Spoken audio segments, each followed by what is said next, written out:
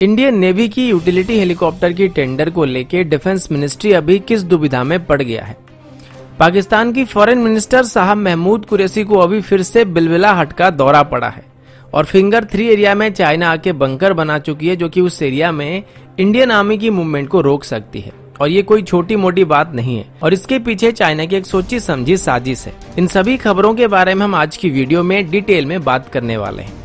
नमस्कार दोस्तों, मेरा नाम है अंशुमन नायक और आप सभी का बहुत बहुत स्वागत है इंडियन डिफेंस न्यूज की डिफेंस टॉक सीरीज में। तो चलिए देर ना करते हुए आज की वीडियो शुरू करते हैं। आज की पहली अपडेट इंडियन नेवी की तरफ से।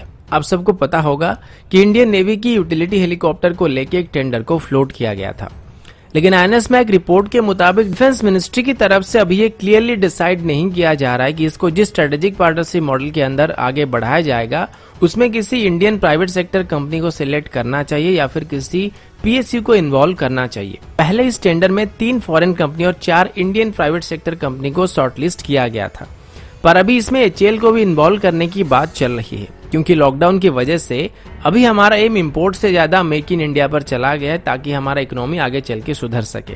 इस टेंडर के अंदर टोटल 111 हेलीकॉप्टर खरीदे जाएंगे, जिनमें से 95 हेलीकॉप्टर्स को भारत में ही स्ट्रेटेजिक पार्टनरशिप मॉडल के अंदर मैन्युफैक्चर किया जाएगा। और ये प्लान तब किया गया था जब इसमें ग्लोबल मैन्युफैक्चरर्स को मौका दिया गया था, लेकिन अब डिफेंस मिनिस्ट्री की तरफ से इसको लेके कोई भी क्लियर फैसला नहीं सुनाया जा रहा है। वो इसमें एचएएल के साथ जाएंगे या फिर शुरुआती रूल को ही फॉलो करेंगे, और इसी वजह से अब ये टेंडर ठप पड़ गया है। अभी हमें इन हेलीकॉप्टर्स की काफी जरूरत है, क्योंकि हमारे जो चेतक हेलीकॉप्टर है इनकी इफेक्टिवनेस 2023 के बाद कम होने लगेगी, और अगर जल्दी से इस टेंडर को फाइनल नहीं किया जाता है तो फाइटर जेट्स की तरह हमें हेलीकॉप्टर्स की भी कमी दिखाई पड़ने लगेगी। अब यहाँ पर अगर गवर्नमेंट की तरफ से हमारे प्राइवेट सेक्टर कंपनी के बारे में सोचकर इसमें एचएएल को सीधे तौर पर शामिल करने के लिए इनकार किया जा रहा है, तो एक आसान सोल्यूशन ये है कि जिस तरीके से इस टेंडर में हमारे प्राइवेट सेक्टर कंपनी को किसी फॉरेन पार्टनर के साथ टाई अप करके इन हेलीकॉप्टर्स को मैन्युफैक्चर करने का मौका दिया जाता, ठीक उसी तरीके से वो एचएएल के साथ मिलकर भी इनको मैन्युफैक्चर कर सकते हैं, जिसमें एचएएल को भी फायदा होगा, हमारे डोमेस्टिक कंपनीज को भी फायदा होगा और साथ ही हमें कम्प्लीटली इंडियन सिस्टम मिलने वाली है, जो कि सीधे तौर पर हमारे इकोनॉमी को भी स्ट्रॉन्ग करने में मदद करेगी। और वैसे भी कुछ दिन पहले एचएएल की तरफ से अपने लाइट यूटिलिटी हेलीकॉप्टर की टेक्नोलॉजी को किसी प्राइवेट कंपनी के साथ शेयर करने की बात की गई थी, तो इस बात को भी अभी ध्यान में रखना चाहिए। अगला अपडेट पाकिस्तान की तरफ से है। पाकिस्तान के फॉरेन मिनिस्टर साहब महमूद कुरैशी ने अभी यूनाइटेड नेशन की सेक्रेटरी जनरल एंटोनियो को एक फोन कॉल किया था, और इसमें वो उनको ये समझाने की कोशिश कर रहे थे कि भारत अभी जम्मू एंड कश्मीर में डोमिसाइल लॉ को बदलने की कोशिश कर रहा है, और ये उनके हिसाब से यूनाइटेड नेशन सिक्योरिटी काउंसिल की लॉ के खिलाफ है और जेनेवा कन्वेंशन के भी खिलाफ है। इसके अलावा उन्होंने ये कहा था कि भारत अभी गलत तरीके से पाकिस्तान के ऊपर एक्शन लेने की कोशिश कर रहा है और वो फॉल्स फ्लैग ऑपरेशन को भी करने वाले हैं, और ऐसे में वो यूनाइटेड नेशन को रिक्वेस्ट कर रहे हैं कि वो भारत और पाकिस्तान के बीच चल रहे टेंशन को कम करने की कोशिश करें।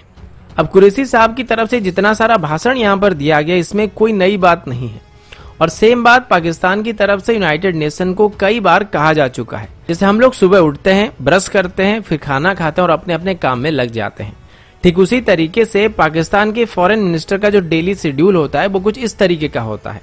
सुबह उठो, कश्मीर कश्मीर चिल्लाओ और सो जाओ।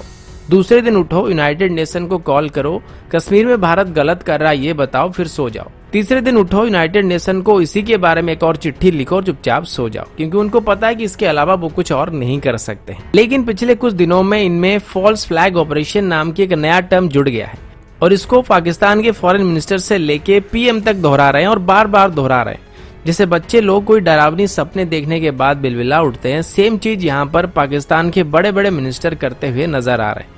इसके बारे में इंडियन आर्मी के चिनार कॉर्प के GOC lieutenant general BS Raju ji ने बताया है कि जम्मू एंड कश्मीर में अभी इंडियन आर्मी की तरफ से पिछले कुछ दिनों में 27 ऑपरेशन लॉन्च किए गए हैं, और इनमें 64 आतंकवादी मारे जा चुके हैं, और इन आतंकवादियों के लिस्ट में टॉप कमांडर भी शामिल थे।